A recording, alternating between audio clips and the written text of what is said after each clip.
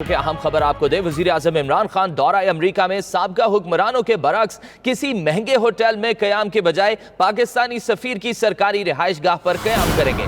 पाकिस्तानी वजीर आजम के यहाँ कयाम करने से अमरीकी खुफिया इदारे मुत्तफिक नहीं हैं। इसी पर मजीद तफसीलात जानते हैं। नुमाइंदा वाशिंगटन खुरम शहजाद हमारे साथ टेलीफोन लाइन पर मौजूद हैं। खुरम, बताइएगा इस दौरे पर वजीर आजम इमरान खान कहाँ पर कयाम करेंगे फिर?